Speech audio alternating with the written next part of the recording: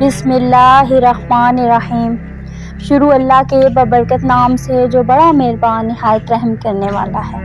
محترم ناظرین، رسول اللہ صلی اللہ علیہ وآلہ وسلم نے سوال کیا، کیا تم لوگوں کو معلوم ہے کہ مفلس کسے کہتے ہیں؟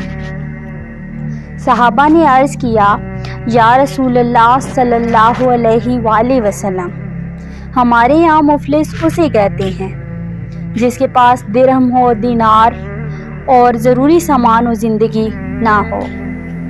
رسول اللہ صلی اللہ علیہ وآلہ وسلم نے فرمایا، ہماری امت میں مفلس وہ شخص ہے جو قیامت کے دن روزہ، نماز اور زکوٰۃ کے ساتھ اس حال میں آئے گا کہ اس نے کسی کو گالی دی ہوگی، کسی پر تہمت باندھی ہوگی، کسی کا مال کھایا ہوگا اور کسی کا خون بہایا ہوگا اور کسی کو مارا ہوگا، پھر اسے سب کے سامنے بٹھایا جائے گا اور بدلے میں اس کی نیکیاں مظلوموں کو دے دی جائیں گی۔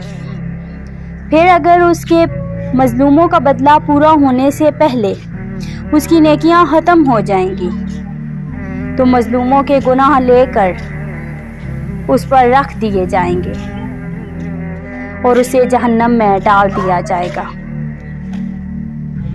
ویڈیو اچھی لگے تو صدقہ جاریہ سمجھ کر اپنے پیاروں تک شیئر ضرور کیجیے گا۔ جزاک اللہ خیرا کثیرا۔